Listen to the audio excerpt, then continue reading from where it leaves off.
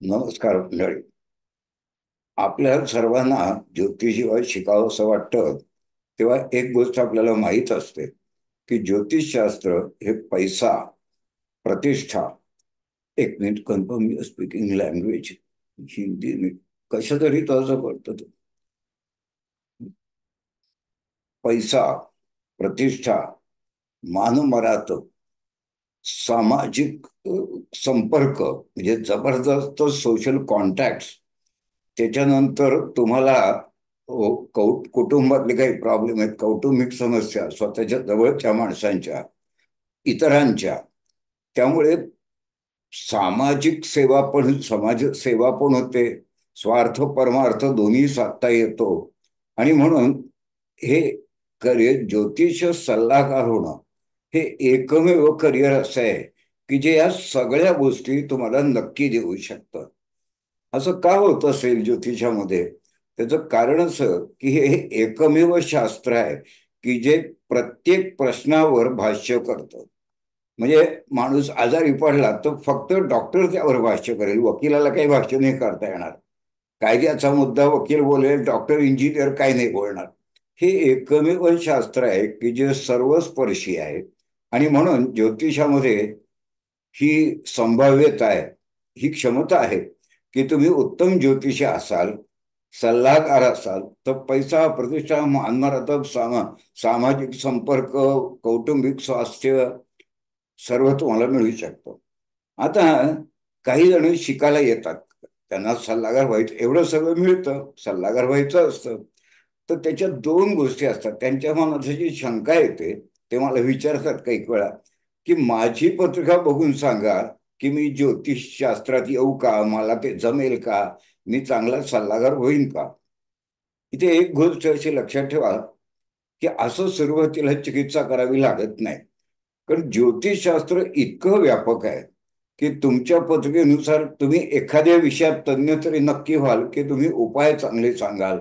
एखादा माणूस आरोग्याचं विधान जास्त चांगली करेल, एखाद्याच्या बाबतीत भविष्य कथनामधलं विवाहाबद्दल जास्त अॅक्युरसी येईल.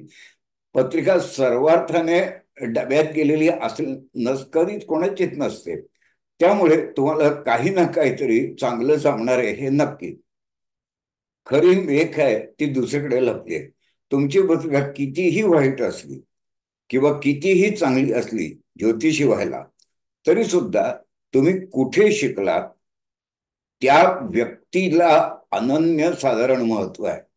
म्हणजे आता गणिताचा जो गुरु आहे तुमचा किंवा शिक्षक आहे, तो गणित गणितासारखं शिकवणार, थोड्या फार फरकाने शिकवण्याच्या गुणवत्तेत फरक पडेल. त्यामुळे गणिताचा शिक्षक सर्वोत्तमच मिळाला पाहिजे ही एवढी गरज नाही की जेवढी गरज ज्योतिषात आहे. ज्योतिषशास्त्र हे वास्तवाला धरून, तर्काला धरून, शास्त्राला धरून जर तुम्हाला शिकवलं गेलं तर तुमच्या मनात आलेल्या शंकांची उत्तरं तो शिकवणारा गुरु स्वतःहून द्यायला लागतो. शंका विचाराव्या नाही लागत तुम्हाला. कारण उत्तम शिक्षकाचं लक्षणच असं आहे की तो संभाव्यता तुमच्या मनात काय शंका येईल हे जाणतो आणि बोलण्याच्या प्रक्रियेमध्ये त्याचं उत्तर देऊन टाकतो. ही जी एक प्रकारची प्रक्रिया आहे ती चांगल्या गुरुची, आणि म्हणून गुरुची निवड ही सर्वाधिक महत्वाची आहे करिअरमध्ये, ती ज्योतिषशास्त्रामध्ये. आता हे का महत्वाचं आहे त्याचं कारण मी सांगतो. तुम्ही शिकता, कुठेतरी तुम्ही जाहिरात बघितली किंवा तुमच्या संपर्कात आलं, तुम्ही शिकायला सुरुवात करता. काय शिकता? ग्रह, राशी, भाव, नक्षत्र यांचं काय करता, यांची कारकत्व शिकता. ती सर्वत्र उपलब्ध आहेत, ग्रंथांमध्ये आहेत, इंटरनेटवर आहेत, माणूस शिकवेल तुम्हाला, चर्चा करताना मिळेल, कुठेही मिळणार आहे तुम्हाला. पण आपल्याला हे शिकायचं काय असतं त्याच्यामध्ये? आता आमच्या लेवलला आम्ही शिकवतो, म्हणजे काय शिकवतो तर कारकत्व आहे, ती विविध आहेत एकाच ग्रहाची. मग आत्ता पत्रिकेमध्ये यातलं कुठलं ऍप्लिकेबल आहे, कुठलं मी उचलू, हे त्या कारकत्वात सांगितलेलं नाहीये. म्हणजे चंद्रग्रह शिकला, कारकत्व शिकला, मग तो व्यवसाय आहे, तो दूध चालेल, मोती किंवा मोत्याचे दागिने, चांदी चालेल, पालेभाज्या चालतील, झुडपं म्हणजे प्लांट्स चालतील, त्याच्यानंतर एखादा व्यवसाय जर आयुर्वेदाचा असेल, आयुर्वेदिक औषध असतील चालतील. त्याच्यानंतर टुरिझम, कारण तो वाहनाचा कारक आहे. प्रश्न असा आहे की कारकत्व तुम्हाला शिकवली म्हणजे तुम्हाला ज्योतिष नाही येऊ लागलं. तर कारकत्वाचे कंगोरे पत्रिकेत कसे बायफार्केट करायचे, की इथे मला दूध अप्लाय होत नाहीये, अमुक अप्लाय होत नाही, असं एक एक कट करत जायचं. आणि मग शेवटच्या 1 आणि 2 शक्यतांचे सबळ पुरावे, कोलॅबोरेटिव्ह एव्हिडन्स पत्रिकेत शोधायचा. ही जी शोध आहे, हा शिकण्याचा मुद्दा आहे. चंद्राचं कारकत्व दुधावर आहे, ह्यात शिकण्यासारखं काही नाहीये, तो पाठांतराचा स्मृतीचा विषय. तर कारकत्व एकदम असं वेल डिफाईन्ड पाहिजे, तार्किक पाहिजे आणि व्यवहार साक्षी पाहिजे. म्हणजे तुम्हाला एखादी गोष्ट मी जेव्हा विचारतो ना, की फ्लॉवर पॉटमध्ये वेगवेगळी प्लास्टिकची फुलं ठेवली आहेत, रंगीबेरंगी आहेत, काही छोटी आहेत काही मोठी आहेत, असं मी वर्णन केलं. आणि जर तुम्हाला समजलं की या ठिकाणी कुठले कुठले ग्रह, कदाचित कुठल्या कुठल्या राशी इन्व्हॉल्व आहेत, हे कळलं पाहिजे. तुम्हाला गुरु हा ग्रह आभाळात आहे, त्याचं कारकत्व माहित असून उपयोग नाही. कारण ग्रह राशी भाव नक्षत्र आभाळात आहेत, पण भविष्य भूमीवर घडणारे, व्यवहारात घडणारे, प्रत्यक्षात घडणारे.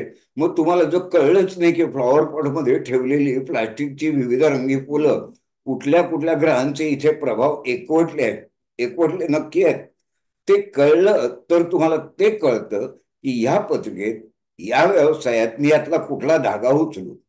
हे सगळं कारकत्व आम्ही शिकवतो. आता ज्यांना प्राथमिक शिकायचं त्यांच्यासाठी आमचा ई कोर्स, आमचे ई कोर्सेस आहेत. तर त्याचा प्राथमिक ज्योतिष वर्ग, याच्यात या 4ही घटकांचं कारकत्व सांगून फायदा नाही. नोट्समध्ये ते दिलं जातं, आम्हीही देतो.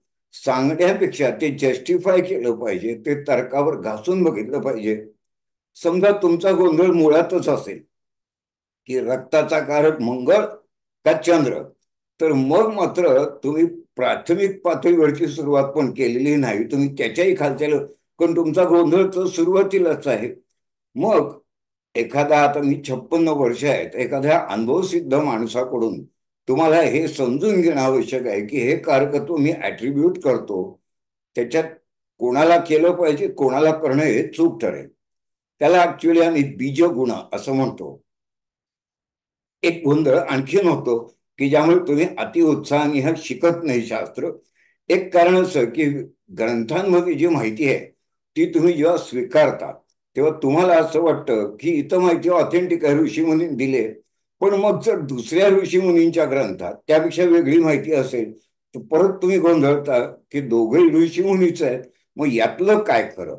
मग यातलं खरं हे तुम्हाला ठरवायचं आहे अनुभवाच्या आधारे, तर्काच्या आधारे. आणि मग ते तुम्ही कसं ठरवणार, पहिल्या दिवशी तुम्हाला नाही कळणार. मग ते स्वीकारण्यापूर्वी एखाद्या अनुभव घेतलेल्या ज्योतिषाला, ज्यांनी ते वापरलंय प्रत्यक्षात, ज्याला माहीत आहे की प्रत्यक्ष पत्रिकांमध्ये मी मंगळाचा वापर कुठे केला आणि चंद्राचा कुठे केला, तो तुम्हाला ते बरोबर सांगत असतो. म्हणजे कारकत्व कानावर पडणे, स्मृतीमध्ये ठेवणे ही सुरुवात. पण त्याच्या पुढे ते घासून पुसून स्वच्छ करणे, ऍप्लिकेबल, वापर योग्य करणे, हा टप्पा राहतो. त्याच्यानंतर राशींचं पण तसंच आहे. मेष रास अभ्यासली, मी तुम्हाला असा प्रश्न विचारेन की आता बाहेर बघताय याच्यात मेष रास तुम्हाला कुठे दिसते. एक उदाहरण म्हणून सांगतो की एखादा बसचा क्यू आहे आणि तुम्ही बाहेर गेलात, तर मी तुम्हाला सांगेन तुम्हाला मेष रास प्रत्यक्षात बघायचे. हा जो बसचा क्यू आहे ना, ती मेष रास आहे. हे बीज उन्हातनच सुचतं प्रत्येक राशीचं, प्रत्येक ग्रहाचं. त्यामुळे आम्ही त्यातनं बीजगुण ज्योतिष वर्ग नावाचा आमचा ई ई कोर्स. ई कोर्सचा अर्थ काय की तुम्हाला नव्याने क्लास शिकायची गरज आहे का, नाहीये. कारण ते क्लास काढले तेव्हा ते शूट केले, त्याच्या क्लिप्स उपलब्ध आहेत, त्याच्या PDF उपलब्ध आहेत. शिकले त्या स्टुडंटनी ऑन स्क्रीन शिकले. तुम्ही आज क्लिप घेणार आणि हा ऑन स्क्रीनच तो विषय शिकणार, घरी बसून कम्फर्टेबल वातावरणात कितीही वेळा वारंवार त्या क्लिप बघणार, त्या PDF वाचणार, त्याची संगती लावणार, तुमच्या समोर आलेल्या पत्रिका त्या तर्काने सोडवून बघणार. आणि तुमची प्रगती अतिशय जलद गतीने आणि योग्य मार्गाने नक्की होणार याची आपल्याला खात्री देत आहेत. खात्री म्हणते मी शब्द, खात्री देता येते. त्याच्यामुळे ग्रह, राशी, भाव, नक्षत्र यांचे बीजगुण आम्ही सांगितलेले असतात तुम्हाला. पुढे एक असा प्रश्न येतो की हे घटक आहेत ना, हे जोडायचे असतात पत्रिकेत. एक ग्रह, एक ग्रह स्थिती काहीही संदेश देत नाही. फार फार तर ती संकेत देईल की इकडून विचार तुला करायला पाहिजे. पॉसिबिलिटी ज्याला म्हणतात ती सांगेल की बघ रे बाबा, हे अशी ग्रहस्थिती आहे. हा संकेत म्हणजे भविष्य कथन नव्हे, हा संकेत म्हणजे कन्क्लुजन नव्हे. त्या संकेताच्या दृष्टीने विचार करून त्याला काय जोडायला लागेल, हे ज्योतिष आहे. ज्योतिष हे नाहीये की चंद्रशनी युती विषयोग आहे, हे ज्योतिष नाहीये. मग त्याचे दुष्परिणाम नेमके काय होतील असं पत्रिका सांगते. ते इतर ठिकाणी मला रिफ्लेक्ट होतात का, हे बघणं, ह्याला ज्योतिष म्हणतात. मग तेही आम्ही सांगू. आता बघा, तुम्हाला ना काही बेसिक शिकून झालं.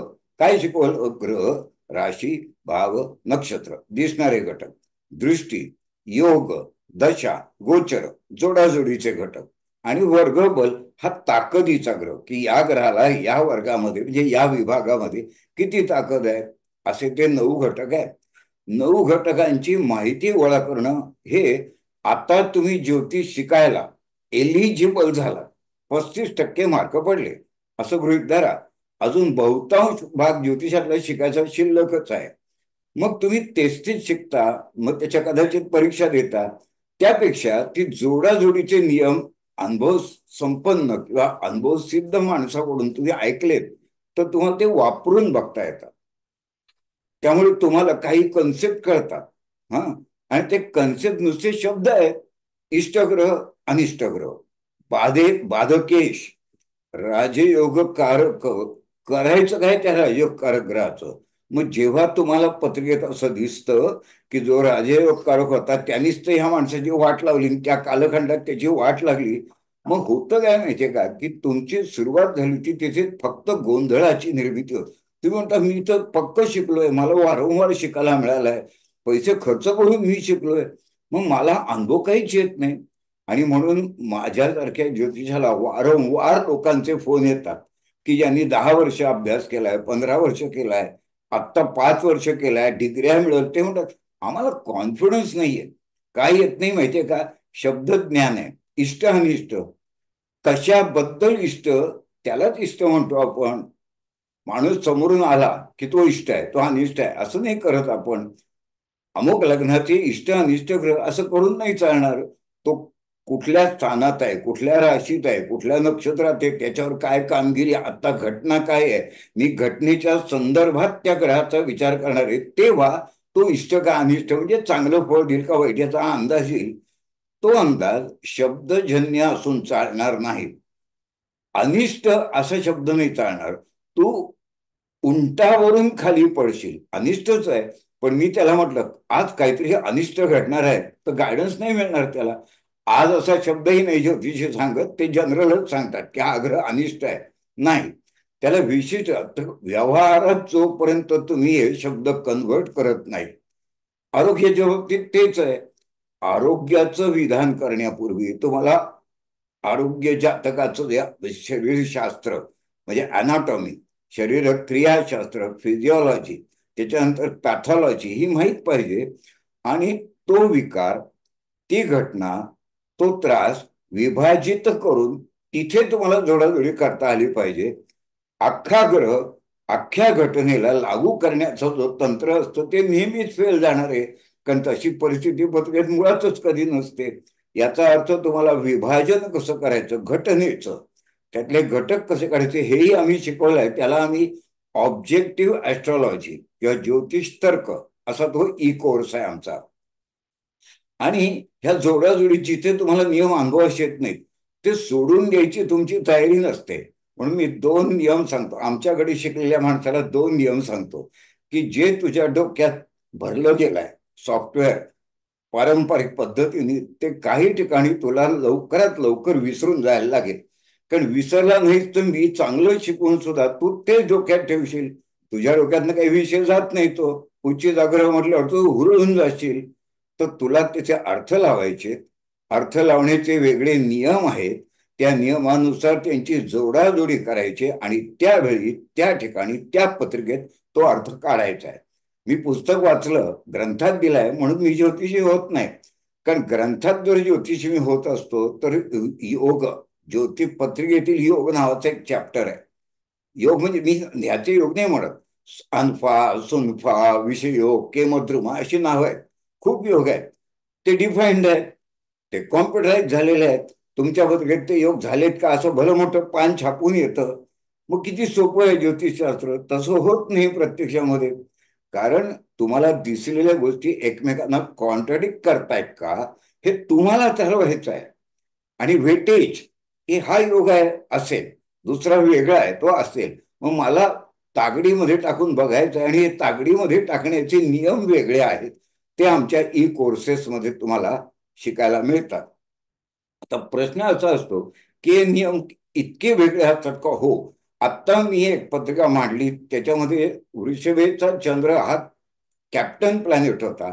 पण त्या दोन्ही स्त्रियांचे, आता क्लिप आपल्या क्लासमध्ये ती क्लिप दिलेली आहे आपण, दोन्ही स्त्रियांचे व्यवसाय अतिशय वेगळे होते.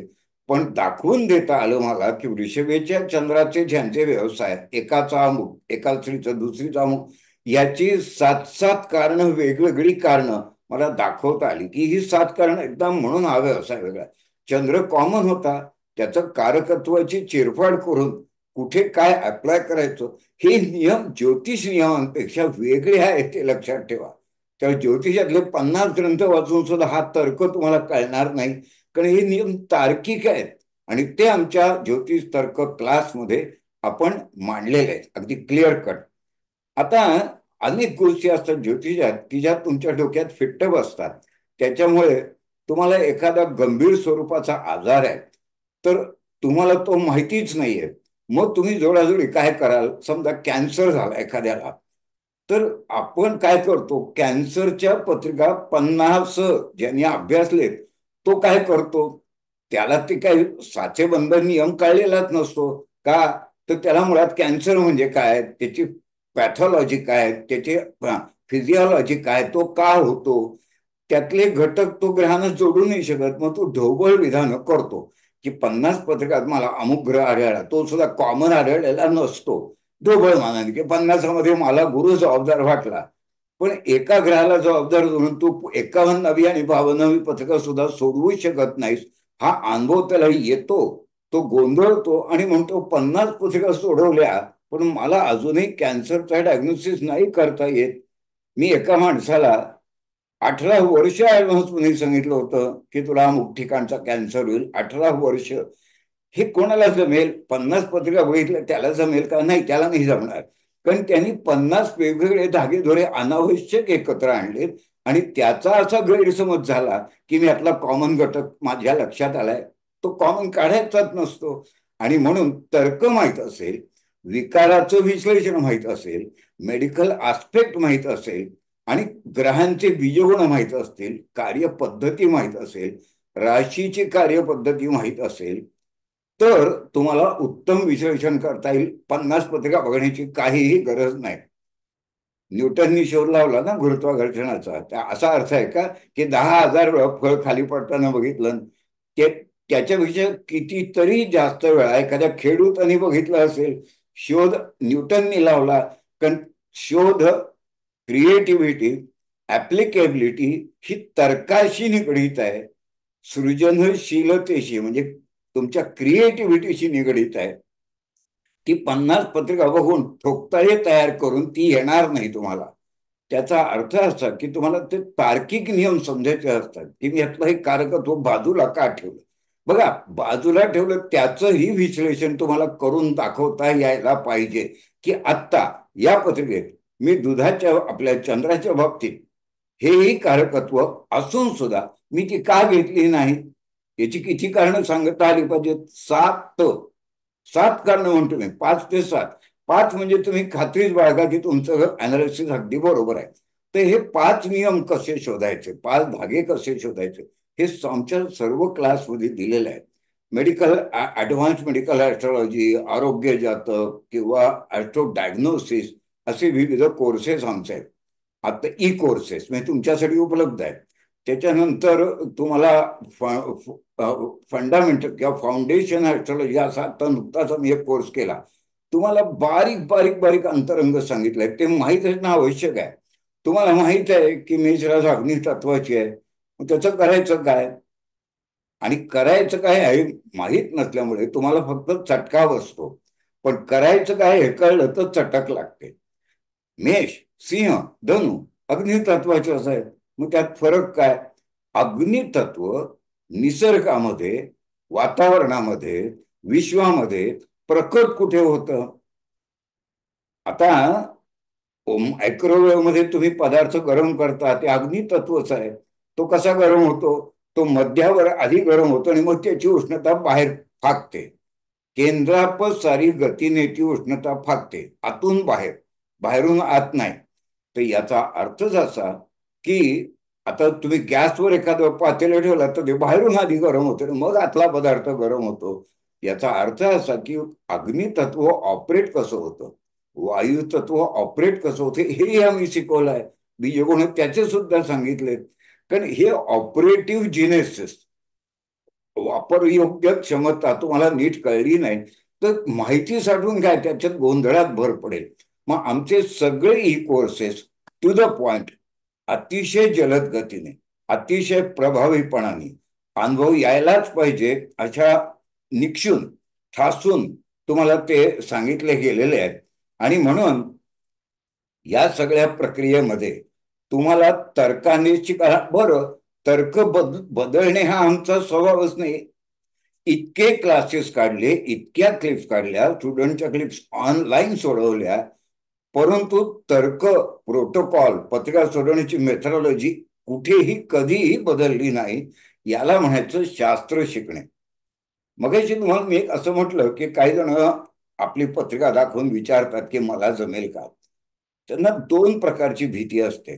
एक भीती अशी असते की कठीण वाटतं हे शास्त्र, तर मला जमलं नाही तर ते व्यवसाय कसा करू, हॉबी करायची असं ते ठरवूनच टाकतात की नाही जमलं तर उगाच भानगड नको, हॉबी करणार.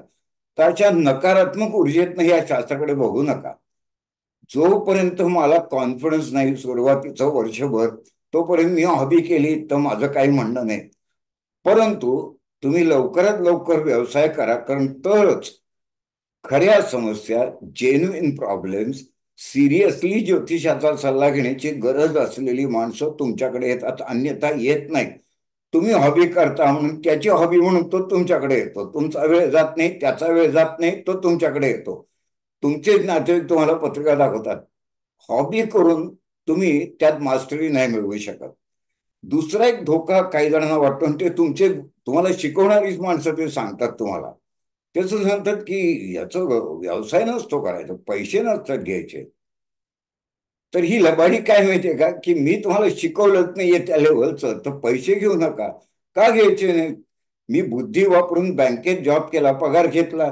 आता मी बुद्धी वापरून तुझ्या आयुष्याच्या समस्या सोडवतोय. आतून मला कॉन्फिडन्स आहे की माझी गुणवत्ता उत्तम आहे. त्या उत्तमाच्या ऐवजी चांगला जो चार्ज आहे, म्हणजे माझ्या गुणवत्तेने जस्टिफाय केलेले योग्य योग्य मूल्य, हा, घ्यायला काय हरकत आहे, आपण सगळीचकडे घेतो ते. पण ते तुम्हाला घाबरवतात की हे आध्यात्मिक शास्त्र आहे. एक लक्षात ठेवा, हे शास्त्र आध्यात्मिक आहे विसंगत झालं. अध्यात्म तुमच्यामध्ये, ज्योतिषामध्ये पाहिजे. मी आध्यात्मिक वृत्तीचा पाहिजे. म्हणजेच काय की मी लुबाडणूक करता कामा नये. मी आध्यात्मिक वृत्तीचा पाहिजे, म्हणजे लक्ष्मी हा पुरुषार्थ आहे हे मला माहीत पाहिजे. आणि तो पुरुषार्थासारखाच मी वापरेन, याचं बंधन, नैतिक बंधन माझ्यावर आहे याची मला जाणीव पाहिजे. मी ईश्वराबद्दल माझी श्रद्धा, भक्ती पाहिजे. ती माझी गुणविशेष आहे. पण मी समोरच्याला, शास्त्र येत नाही, ज्ञान काहीही नाही, पण मी विनामूल्य सांगतो, ही ज्योतिषाची गुणवत्ता होऊ नाही शकत. तू विनामूल्य सांगतो ते तुझ्या पुरतं ठीक आहे, तुला घाबरतोस म्हणून, किंवा तू आध्यात्मिक शास्त्र समजून त्याचे पैसे घेत नाहीस.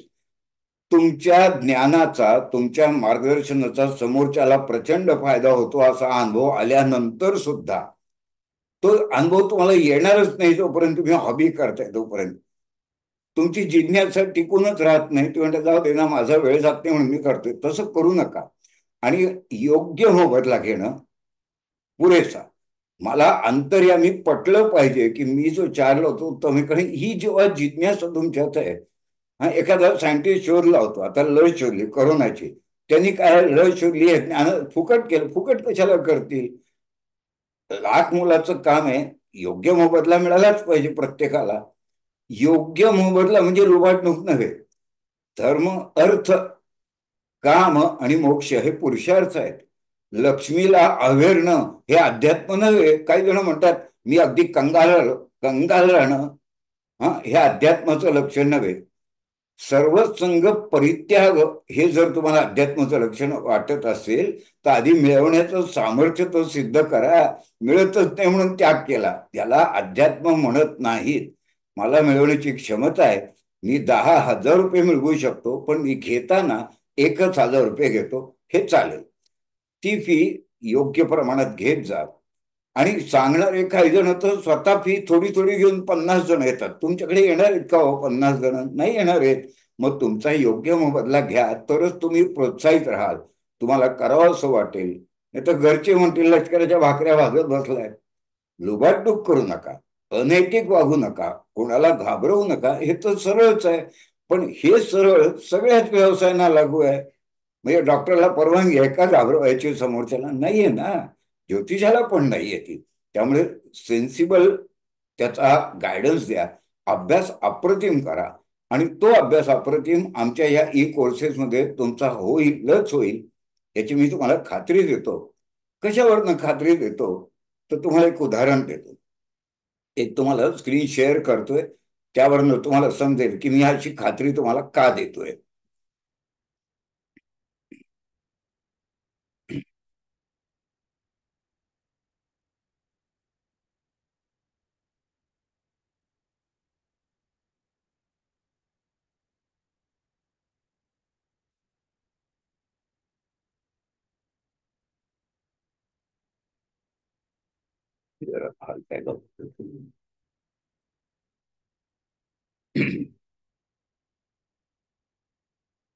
हे आमच्या चॅनलचं नाव आहे, अश्वविद्या. ज्योतिष हे तुमचे करिअर होऊ शकते.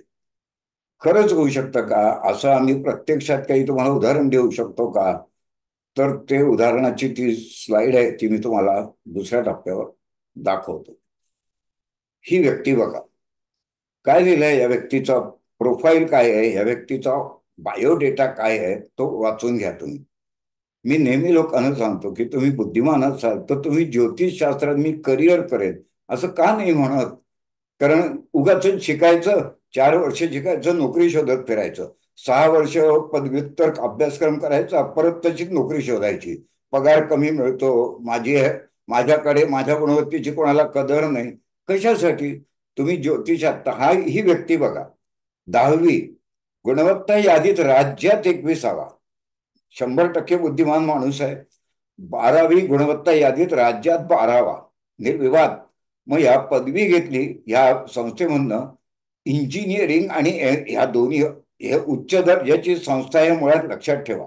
त्याच्यामध्ये हे दोन्ही उच्च विद्याभूषित आहे व्यक्ती, उच्चतर याच्या संस्थेतनं शिकलेली आहे.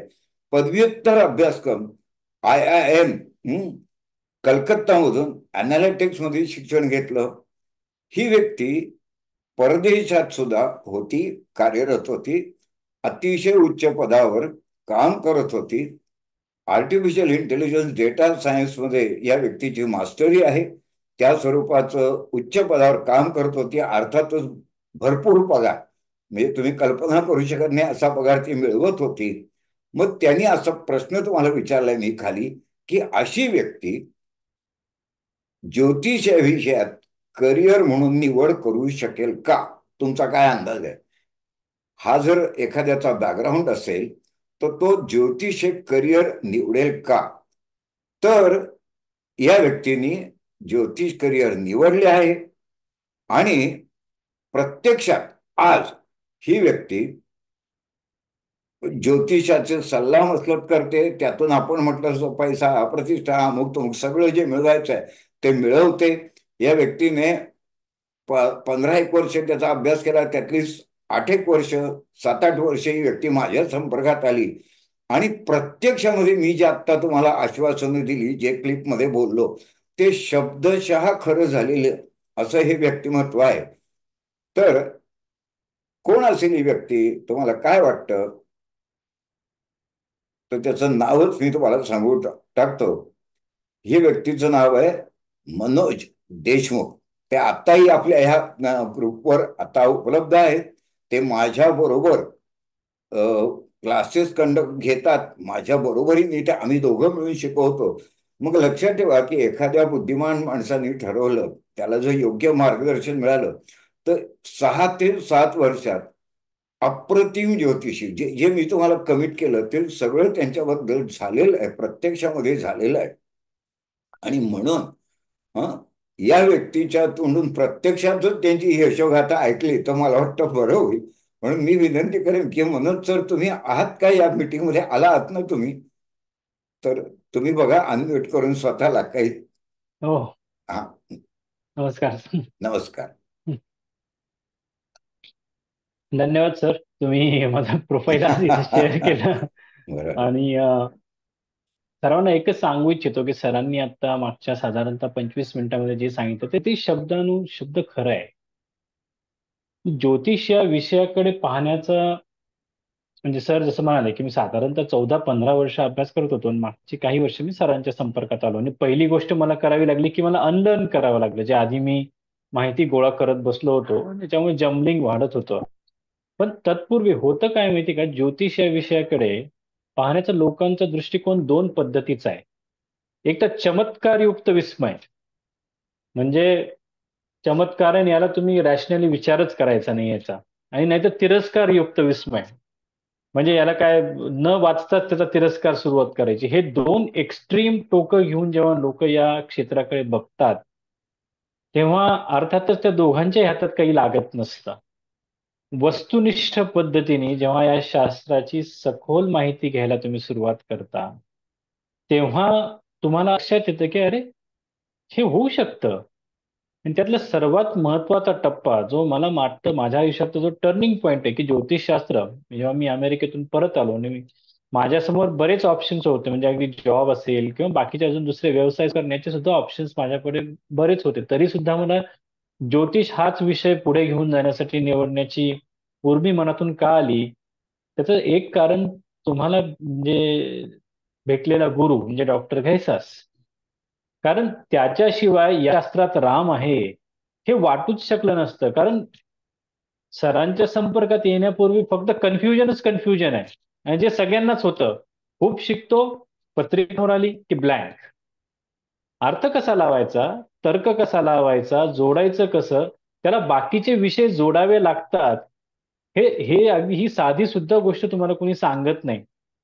की तुम्हाला आरोग्य जातक करायचं असेल तर अरे तुला रोगाची माहिती थोडी तरी असली पाहिजे. त्याच्याशिवाय तू नाही करू शकत. असं सांगणारा गुरुच तोपर्यंत भेटला नव्हता.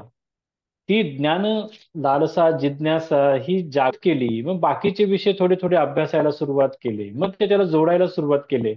आणि यासाठी फार कालावधी गेलेला नाहीये. हे लक्षात घ्या तुम्ही. म्हणजे हे उदाहरण तुमच्या समोर काय, की जे आपण सांगतो ते थिअरी नाही, म्हणजे सर सांगतात ती थिअरी नाहीये. त्याचं एक प्रॅक्टिकल उदाहरण तुमच्यासमोर आहे, की तुम्ही जर शिस्तबद्ध पद्धतीने कुठेही न भरकटता अभ्यास करत राहिलात. आणि मला वाटतं मागच्या आमच्या मूलभूत कोर्सच्या फाउंडेशनच्या त्या शेवटच्या लेक्चरमध्ये हे सांगितलं, की न भरकटता प्रयत्न करत राहिलात तर साधारणतः 4 ते 5 वर्षाच्या कालावधीमध्ये अप्रतिम ज्योतिषी तुम्ही होऊ शकता. फक्त तुमची अभ्यासाची दिशा, तुमची तर्काची पद्धत ही योग्य गुरुकडून तुम्ही घेतली पाहिजे. तर हे सहज साध्य होऊ शकतं. बरं, हे फक्त थिअरिटिकल आहे का, की मी फक्त सांगतोय आणि याच्यातून मी फक्त समाजसेवा करतोय अशातला भाग नाहीये. म्हणजे मी प्रोफेशनल ज्योतिषी म्हणून काम करतो. मी कन्सल्टेशन्स करतो, त्याचा मोबदलाही मी घेतो. आणि त्याच्यातून एक डिसेंट अर्थार्जन माझं होऊ शकतं, याची प्रचिती मला आलेली आहे मागच्या 1 वर्षामध्ये. त्याच्यामुळे केवळ सामाजिक काय होतं ना, मी हे विनामूल्य करायचा प्रयत्न केला होता. परंतु काय कुठलीही गोष्ट तुम्ही विनामूल्य केली की त्याची व्हॅल्यू राहत नाही लोकांना. म्हणजे येतात लोक आणि ग्रँटेड घेतात तुमची, तुम्ही त्यांना वेळ देता, तुम्ही वाट बघत बसता ते येतील, अरे अरे मी विसरलो, किंवा सांगितलेलं बरोबर आलं तर ते काहीच सांगत नाहीत, पण आलं नाही तर नक्की चार लोकांना सांगत सुटतात. म्हणजे कमिटमेंट दोन्ही बाजूनी प्रॉब्लेमॅटिक होते, म्हणजे त्यांच्याच बाजूनी नाही. तुम्ही जेव्हा पैसे घेता ना तेव्हा तुम्हाला सुद्धा सिरियसली त्या पत्रिकेमध्ये लक्ष घालावंच लागतं. तेवढी नैतिकता आपली जिवंत असते ना, की आता मी पैसे घेतले आहेत तर मला त्याचा तर्क सुचायचे. नाही सुचला तर मला फोन करावा लागेल, सरांना फोन करावा लागेल, म्हणून सरांना फोन करा, कोणाला तरी फोन करून मला तर्क समजावून घेतला पाहिजे. की तडफड जेव्हा सुरू होते मनात की मला ती पत्रिका सुटली पाहिजे, तेव्हा मग तुमची प्रगती अप्रतिमपणे सुरू होते आणि त्याला खूप कालावधी जात नाही. योग्य दिशा, शिकण्याची योग्य पद्धत, फापट पसारा बाजूला सारायचा आणि जे सूत्ररूपाने शिकायचं आणि ते अप्लाय करायचं, आणि ते अप्लाय करत असताना आपण ते एका व्यावहारिक पातळीवर जर त्याला घेऊन गेलो, एका व्यावसायिक पातळीवर जर घेऊन गेलो, तर त्याला नक्कीच एका करिअरचं स्वरूप प्राप्त होऊ शकतं. कारण किती दिवस असं व्हायला पाहिजे की काही जमलं नाही म्हणून ज्योतिष केलं, असं केल्याने एखाद्या शास्त्राची प्रगती होईल का हो? सरांनी त्यांचा बँकेतला जॉब सोडून सरांनी त्यात करिअर केलं, मी तोच प्रयत्न करतोय. म्हणजे कायमच अगदी म्हणजे राखीव खेळाडू सारखं जर ज्योतिष सारखी ट्रीटमेंट, ज्योतिष या शास्त्राला तुम्ही ट्रीटमेंट देणार असाल, तर आपण दांभिकपणे वागतोय आपल्याच संस्कृतीशी, असं नाही का वाटत आपण? म्हणजे संस्कृतीचा गवगवा सांगण्यासाठी अमेरिकेतून जाऊन म्हणायचं आमची संस्कृती 5,000 वर्ष जुनी आहे. ऋषीमुनींना माहिती होतं किती चंद्राचं वगैरे. परंतु त्याचा वापर करून मी काहीतरी सिद्ध करू इच्छितो, त्याचा मात्र आपण पुढाकार घ्यायचा नाही. तिथे मात्र आपण स्वतः काही करायचं नाही. उजळ माथ्याने ती गोष्ट प्रॅक्टिस करून सांगायची नाही लोकांना की मी ज्योतिष करतो. हा दांभिकपणा आपण भारतीयांनीच नाही सोडला, तर आपल्याला आलेला अमूल्य ठेवा जो काही राहिला आहे, त्याचं कसं काय चीज होणार आहे? याच्यातून मी याच्याकडे वळलो आणि 1 वर्ष झाले मी आता एक व्यावसायिक पद्धतीने ज्योतिष, आणि सरांनी मला संधी दिली त्यांच्यासोबत शिकवण्याची, तेही माझं भाग्यच आहे. तर त्याच्यामुळे एक तुम्ही माझ्याकडे उदाहरण म्हणून बघा. म्हणजे बऱ्याच जणांना मी वैयक्तिक ओळखतो या कॉलवर जे आहेत ते. परंतु ही केपेबिलिटी सरांकडे शिकलेल्या प्रत्येकामध्ये आहेच आहे. कारण तो पत्रिकेत योग असल्याशिवाय तुम्ही सरांच्या संपर्कात येत नाही हे लक्षात घ्या. हं. आणि त्याच्यामुळे त्या केपेबिलिटीचं सोनं करायचं असेल तर तुम्ही फक्त मेहनत, सरांनी सांगितलेली दिशा एवढं पाळलं तरी पुढच्या 4-5 वर्षात ज्योतिषशास्त्रात आमूलाग्र बदल हा ग्रुप घडवून आणू शकतो, याच्यात तिळमात्र शंका मनात नाहीये. आणि सर्वांनी एक लक्षात ठेवा की हे जे आम्ही बोलतोय ते उपलब्ध आहे प्रत्यक्षात. ई कोर्सेस उपलब्ध आहेत आमचे. त्याची वेबसाईटचा जो लिंक आहे ती मी माझ्या क्लिपवर टाकणार आहे. त्यामुळे तुम्हाला तपशीलवार माहिती मिळेल.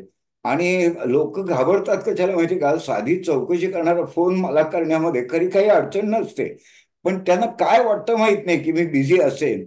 तर तुम्ही मला फोन करून तुमची जिज्ञासा व्यक्त का नाही करत, की सर मी असं शिकलोय तर मला काही येत नाही अजून, तर माझी अडचण कुठे येत असेल. तुम्हाला माहिती आहे की आपल्या ग्रुपवर मी एका मेसेज टाकला होता, एका माणसाने मला फॉरवर्ड केलेला. तो स्वतः सांगतो की 20 वर्ष मी ज्योतिष शिकवत होतो आणि आतापर्यंत मला कळलंच नव्हतं की हा सगळा सावळा गोंधळ माझा का उडतो. नको नको ते गोळा करण्यात माझी 20 वर्ष गेली आणि आत्ता तुमचा क्लास केल्यावर, त्या क्लिप घेतल्यावर मला ई ई कोर्स केल्यावर मला पहिल्यांदा कळलं की ज्योतिष केलं कसं जातं. हे कोण म्हणताय? माझ्या क्लासला आत्ता ई कोर्स घेतलेला 20 वर्ष ज्योतिषात असलेला माणूस तुम्हाला स्वतःचा अनुभव सांगतोय. हा. तर याचा अर्थ असा की ज्या अर्थात जर ते तार्किक असणार, नाही तर कसं काय 1 महिन्यात त्याचं हे कन्क्लुजन आलं की आता मी पूर्वी शिकलेलं लवकरात लवकर विसरून जाण्याचा प्रयत्न करतोय.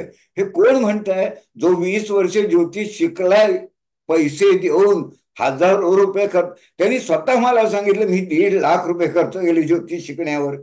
1.5 लाख खर्च केल्यानंतर तो माणूस म्हणतोय, बरं ते वाक्य मी तुम्हाला प्रत्यक्षात टाकलंय ग्रुपवर, लपवाछपवी काही नाही, त्याच्यात नावानिशी टाकलाय की हा माणूस म्हणतो. तर याचा अर्थ असा होतो की तुम्ही जर चांगला प्रयत्न केला. आता मनोज सरांची त्याच्यावरची पकड अद्भुत आहे. म्हणजे ती मला सुद्धा अचंबित करेल इतकी चांगली आहे. पण तुम्ही त्या दर्जाचे नाही, पण 1 वर्षात तुम्ही इतर कुठल्याही ज्योतिषापेक्षा कितीतरी चांगले ज्योतिषी नक्की व्हाल आमचे ई कोर्सेस करून, याची मी तुम्हाला अक्षरशः खात्री देतो. 100%. मेहनत घ्या, तर्क आमचा वापरा, 1 वर्ष मेहनत घ्या. अहो 4 वर्षांनी डिग्री मिळवतात तरी नोकरी शोधता ना तुम्ही, 6 वर्षांनी पोस्ट ग्रॅज्युएट होता तरी नोकरीच शोधता ना, काहीच करिअर होत नाही ना. 1 वर्ष व्यवस्थित मेहनत घ्या, तरुणांनी घ्यावी, बुद्धिमान माणसांनी घ्यावी, संशोधक वृत्तीच्या माणसांनी घ्यावी, ज्याला बौद्धिक जिज्ञासा जास्त आहे, आनंद मिळतो काहीतरी सुचल्याचा, त्यांनी तो कोर्स करावा. आणि सगळं अख्खं ताट पंचपक्वांनाने भरलेलं तुमच्या समोर आम्ही तयार ठेवलाय, त्याचा आस्वाद तुम्ही घ्यावा अशी इच्छा व्यक्त करतो. आणि इथे मी माझं रेकॉर्डिंग थांबवतोय आणि मग पाहिजे तर थोडा वेळ तर मी एक तुमच्याशी संवाद. वेबसाईट त्यांना एक झलक हो हो दाखवतो, एक हो पाच हो मिनिटं हो, दाखवा हे दाखवा. कसं त्यांना काही जणांनी पाहिली आहे, पण काही जणांनी बहुतेक ती पाहिलेली नसावी. यात थोडेफार अजून बदल होत राहतील. आता आम्ही सुरुवातच केली आहे, परंतु आवश्यक ती माहिती नक्कीच तुम्हाला उपलब्ध आहे. अर्थात आमचे प्रोफाईल्स आहेत. ज्योतिष येणे म्हणजे काय, सरांचं प्रास्ताविक आहे की बीजगुण पद्धत म्हणजे काय असतं. बीजगुण पद्धतीबद्दल थोडीशी माहिती दिलेली आहे, ती कशी सुचली. एक लक्षात घ्या, ही पद्धत आणि विश्वाच्या उलगडण्याचे 12 टप्पे ह्याच्यात खूप क्लोज कनेक्शन आहे. हे तुम्हाला कुठेही दुसऱ्या पुस्तकात सापडणं अशक्य आहे, कारण हे सरांना सुचलेली गोष्ट आहे. ही कुठे एम्पिरिकल मेथडनी डिफाईन झालेली मेथड नाही आहे. त्याच्यामुळे अर्थातच मूलभूत ज्योतिष, प्राथमिक ज्योतिषाचा सुद्धा सरांनी उल्लेख केला. प्रगत ज्योतिष, ज्योतिष तर्क कसा बांधायचा, अतिप्रगत आरोग्य जातक, रंग सावल्या, अर्थचक्र, सप्तपदी, गतजन्म कुंडली, संपूर्ण संतती योग, आणि यात अजून काही कोर्सेस लवकरच जोडले जातील जे आहेत अजून. त्याच्यावर काम सुरू आहे आमचं. आणि या वर्षी जे आम्हाला अभ्यास वर्ग काढायचे जे लाईव्ह होणार आहेत, आता 14-15 हा कोर्स आमचा झाला. कदाचित अजून एखादा कोर्स या वर्षात होईल, पण फारसे आता लाईव्ह कोर्सेस काढायचे नाहीयेत, कारण जे झालेलं आहे तेच लोकांपर्यंत पोहोचवायचं असं आम्ही यावर्षी ठरवलंय. तर तुम्ही याच्यातलं हे पाहून घ्या. काही माहिती पाहिजे असेल तर तुम्ही सरांना फोन करू शकता, मला फोन करू शकता. हे फक्त तुम्ही अभिप्राय जरी पाहिलेत आलेले, हे अभिप्राय मी इथे टाकलेले आहेत आणि नावासहित ते अभिप्राय त्यांची परवानगी घेऊन टाकलेले आहेत. तर तुम्ही फक्त अभिप्राय वाचले तरी सुद्धा तुम्हाला जाणवेल की या क्षेत्रामध्ये किती प्रचंड क्लॅरिटी या बीजगुण पद्धतीमुळे येते आणि तुम्हाला त्याचा किती फायदा होऊ शकतो. सामाजिक स्तरावर जी तुमची काय म्हणूयात एक प्रतिमा उंचावली जाते, कारण तुमच्यामुळे एखादा क्लिष्ट प्रॉब्लेम जर सुटला तर ती व्यक्ती आयुष्यभराशी तुमच्याशी जोडली जाते आणि शेवटी या जगात नेटवर्किंगनीच सगळ्या गोष्टी पॉसिबल होतात. तुम्हाला ओळख असणं गरजेचं असतं. तर या सर्व गोष्टी तुम्ही वेबसाईटवर जाऊन पाहू शकता. संपर्क करण्यासाठी आमचे नंबर्स इथे दिलेले आहेत. लवकरच आम्ही इथेही जोडण्याचा डायरेक्टली पेमेंट इथे तुम्हाला करता येऊ शकतं का, याची जोडणी आम्हाला इथेच करता येऊ शकते का, त्याची आम्ही चाचपणी करीत आहोत.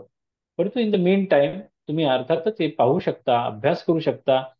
आणि एक शेड्यूल आम्ही लवकरच पब्लिश करू की ज्यांनी आता हे कोर्सेस विकत घेतलेत. आता बऱ्याच जणांनी यातले अतिप्रगत आरोग्य जातक विकत घेतलाय, काही जणांनी अर्थचक्र विकत घेतलाय. तर दर महिन्याला काही इंटरॅक्शन सरांची, कारण सर आता ऋतंभरा प्रज्ञा या ग्रुप सोबत इंटरॅक्शन थोडंसं रिस्ट्रिक्ट करतील, कारण बाकीचे जे नवीन स्टुडंट येत आहेत, ज्यांनी हे कोर्सेस विकत घेतलेत, त्यांचे डाऊट्स सोडवणं आपल्याला जास्त गरजेचं आहे सरांच्या मार्फत, आमच्या मार्फत. तर ज्यांनी हे कोर्सेस विकत घेतलेले आहेत त्यांना एक शेड्यूल लवकरच पब्लिश केलं जाईल की दर महिन्याला एका ठराविक दिवशी डाऊट क्लिअरिंग सेशन ज्यांचे आपण घेणार आहोत, ज्यांनी हे कोर्सेस विकत घेतले, ज्याच्यामुळे जे लाईव्ह इंटरॅक्शन होतं की नाही होतं हा एक मनात उगीच आपल्याला धाकधूक असते. तर तोही भाग आपण त्याच्यात ऍड्रेस करू. कोविड नंतर अख्ख्या जगाने ई क्लासेस हीच पद्धत स्वीकारली आहे. युडेमी असेल, ईडीएक्स असेल, त्याच्यावर म्हणजे लाखोनी कोर्सेस आहेत जे रोज लोक करत असतात ई ई ई कोर्सेसच्या माध्यमातून. टेक्नॉलॉजीचा अवलंब करणं अपरिहार्य आहे, नाहीतर आपण बाबा आदमच्या जमान्यातच अडकून राहू. तर त्याच्यामुळे ही टेक्नॉलॉजिकल लीप पुढे घ्यायची आहे. ज्योतिषशास्त्रात सुद्धा त्याच्यात कुठे मागे पडायला नको, म्हणून हे एक पाऊल आम्ही पुढे टाकलेलं आहे आणि त्याला तुम्ही छान प्रतिसाद द्याल याची नक्की खात्री आहे. काहीही माहिती हवी असेल तर तुम्ही सरांना आणि मला फोन करू शकता आणि तुमच्या ज्योतिष प्रवासात आम्ही तुमच्या कायम सोबत राहू अशी ग्वाही आम्ही तुम्हाला नक्कीच देतो. नक्कीच नक्कीच. astrovidya.co.in अशी त्या वेबसाईटचं नाव आहे. सरांच्या या व्हिडिओच्या म्हणजे जी पोस्ट होईल युट्यूबवर त्याच्यात ती नक्कीच असेल. पण याच. इव्हन अदरवाईज नसेल तर तुम्ही तुमच्याकडे पर्यंत ती लिंक पोहोचवली जाईल. नमस्कार. आपण इथे थांबूया. मला वाटतं याचं एक दोन हो, मिनिटं आपण संपर्क साधूया. एका व्यक्तीने हात वर केलाय त्याच्या प्रश्नाचं पण आउट हो. म्हणजे रेकॉर्डिंग थांबवतोय मी आता.